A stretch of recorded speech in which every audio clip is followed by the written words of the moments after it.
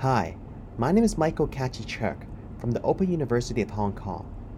My topic today is Non-Western Nobel Laureates as Counterpublics. The Nobel Prize was established by Swedish scientist Alfred Nobel, and the Literature Prize is regarded as the highest honor in literature. The prize generates substantial financial reward, recognition, and media attention to its winners. However, the Nobel Prize has also garnered a reputation of being a blessing and a curse. Since the 1980s, the Swedish Academy has extended its prestige beyond its Euro-American regions and have selected more non-Western writers. In this paper, I want to focus on three non-Western Nobel laureates. Wale Soyinka, the first African writer to win a Nobel, Gao Xingjian, the first Chinese language writer to win a Nobel, and Mo Yan, the first Chinese citizen writer to win a Nobel. I want to explore the following question. How does the Nobel prestige simultaneously enhance and restrict non-Western laureates in the promotion of equality, anti-corruption, and individuality?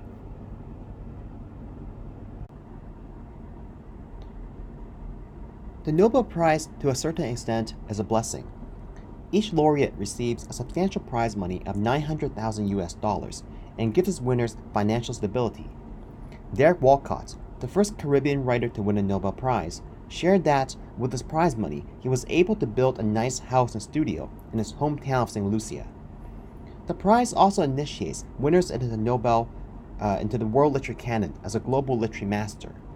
Patrick Modiano, the 2014 Nobel writer, is considered to be a Nobel laureate that no one has read. So, the Nobel Prize immediately launches both obscure and established writers into unprecedented fame. Intense media interest for the Nobel Prize is guaranteed all across the world. As the date of the prize announcement nears, a plethora of media articles about prize predictions and the Nobel itself build up the hype. You have debates about potential winners and even debates about the Nobel Prize itself. Nobel laureates can utilize the mainstream appeal of the prize as a platform to further inform the newfound readership about their artistic vision and ideologies in their post-Nobel writings.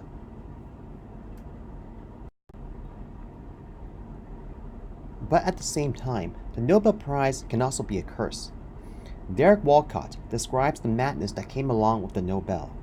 The phone rang endlessly, and a lot of invitations came. It was a terrible time. Not terrible in a bad sense, but terrible in how exacting it is. For a while, you can't work because it's so demanding. Sal Bellow, the 1974 winner of the Nobel, claimed that the media wasn't really interested in literature, but in publicity, in celebrity, in filling the space and killing the time allotted to them.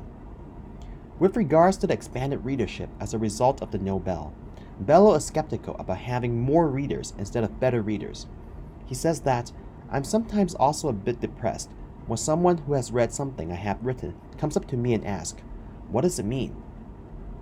What Bellow is referring to is his fear of being misread once his works are exposed to a mainstream audience. This misreading, I argue, is more prone to non-Western laureates.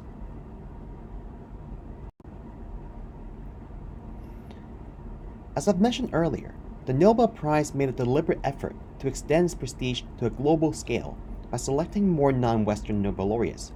But currently, nearly 50% of Nobel laureates come from 5 Western nations, namely France, United States, United Kingdom, Germany, and Sweden.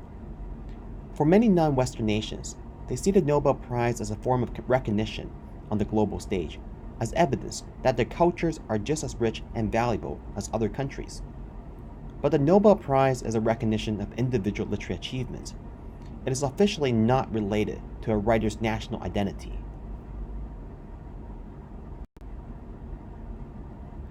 Due to these politics of recognition, which links the Nobel Prize with the recognition of an entire nation's history, reputation, and culture, the Nobel impacts Western laureates and non-Western laureates differently.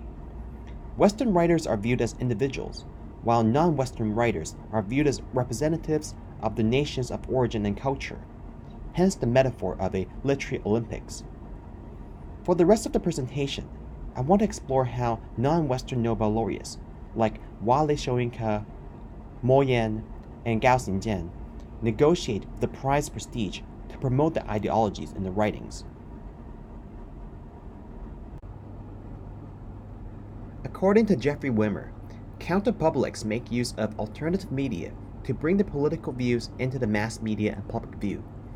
These alternative media include alternative press, free radio stations, community media, blogs, and social network sites. In the electronic media age, literature, especially serious literature, can perhaps be considered as an alternative media due to its shrinking readership and relevance to the public. Non-Western Nobel laureates first utilized the mass media's coverage of them as Nobel laureates to inform the public about their ideologies. Then, the non-Western Nobel laureates published their post-Nobel literature works and used the Nobel prestige as a platform to further inform their newfound readership. Counterpublics are not monolithic, but multidimensional, and non-Western Nobel laureates operate differently as well. Gao Xingjian is the first Chinese language writer to win a Nobel Prize, Mo Yan is the first Chinese resident to win it, and Ka is the first African writer to win it. Their post-Nobel works, in turn, are shaped by these different forms of prestige, and hence different forms of counter-discourse as a literary celebrity.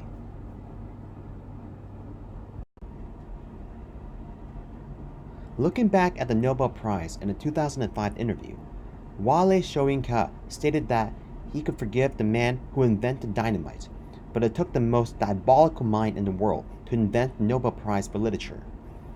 He is referring to how the Nobel prestige has increased his notoriety as a writer and activist to unprecedented heights, and this made his life as a productive writer virtually impossible.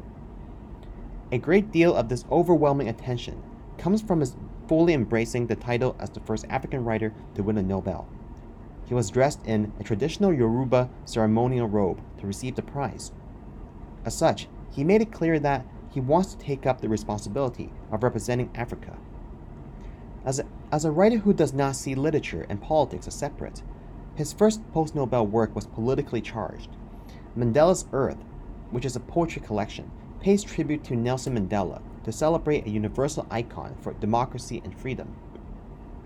The decision to cast attention upon the apartheid government in South Africa, first in his Nobel lecture and then in Mandela's Earth, I argue is the result of negotiating with the Nobel's prestige. The Nobel is an individual recognition for the contribution of mankind, and yet Soyinka embraces the view that he is a representative of Africa. In order to balance the global and the local, Soyinka lends his Nobel prestige towards a universal icon for democracy and freedom, like Mandela, and the cause of toppling the apartheid government in South Africa.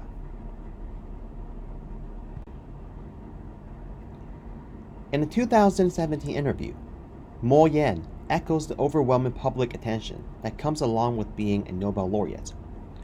What is interesting, though, is his remark that he hopes another Chinese writer will win the Nobel. This emphasis on another Chinese writer shows that for Mo Yan, the huge amount of attention on him is because of his identity as a Chinese writer. As I mentioned earlier, some non-Western nations see the Nobel as literary Olympics. In China, both state and public is so desperate for the Nobel Prize that it has been described by some observers as a pathological illness, the Chinese Nobel complex. In this sense, Mo Yan's prestige may be fueled not merely by the Nobel, but by China's Nobel complex. After 5 years of silence, Mo Yan has made a comeback by publishing a series of writings, including a pair of short stories, Kin Push the Poet and Essay the Cousin, which play on the names of two famous Russian writers, Alexander Pushkin and Sergei Yesenin. In China, writers are viewed as public intellectuals and are held at a very high esteem in society. The two short stories talk about how literary prestige breeds corruption and jealousy in Chinese society. A common response towards Mo Yan's comeback is that they are very relevant commentary to China today. From another perspective, this could also mean that Mo Yan's works are rather provincial in scope. I wonder if this is because Mo Yan's Nobel prestige is substantially fueled by a nation of 1.4 billion people, which is around 20% of the entire global population.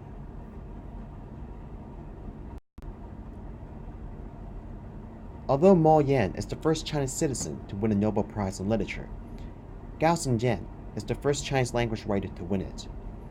Gao exiled from China to France in 1987 and became a naturalized French citizen in 1999. He is therefore officially the 14th French citizen to win a Nobel Prize. Nevertheless, Gao was engulfed in a global Gao fever, particularly amongst a Chinese overseas diaspora. His Nobel Prize was viewed as a victory for the Chinese language. Facing this immense attention and praises, he revealed that he had to embark on a second escape from the public's halo, flowers, prizes, and crown. Gao's first post-Nobel work, The Man Who Questions Death, was commissioned by the French Ministry of Culture and premiered as part of the Year of the Gao in Marseille celebration in 2003. The play was written in French and then translated in Chinese by Gao. It begins as a dialogue about the canonization of arts in contemporary times, and ends with a realization about man's emptiness and mortality. In a way, it serves as a personal reflection of Gao's own canonization in the world literary canon, and what that means ultimately as a human being that will eventually die.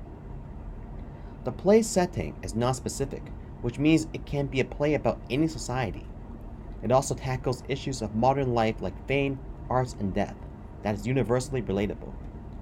It is therefore worth pondering if this has to do with Gao being neither completely French or completely Chinese. He is a Nobel laureate that's in between identities, and hence has more of a transnational perspective in his post-Nobel work.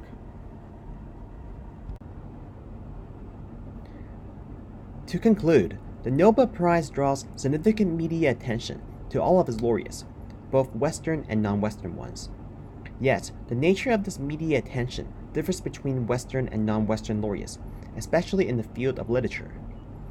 Non-Western laureates in literature is recognized as an exceptional particular, which means that the non-Western laureates are recognized for the exceptional ability to translate his particular non-Western experience onto a global stage.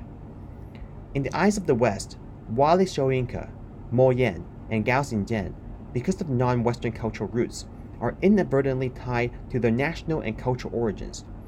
However, their responses towards this burden of being a national representative is different. Wally Soyinka lends attention to a universally recognized icon for democracy like Nelson Mandela. Mo Yan continues to be influenced by the Chinese Nobel complex and writes about corruption within the Chinese context. And Gao Xingjian exploits the gaps between Chinese culture and European culture to produce a more transnational and even transcultural work about individuality. By recognizing that counterpublics are multidimensional, we have a better understanding of the diversity amongst non-Western Nobel laureates in their utilization of the Nobel prestige to promote their visions and ideologies. Moreover, we can also consider expanding the definition of alternative media into serious literature, which counterpublics can use to introduce counter-discourse into the mainstream. Thank you.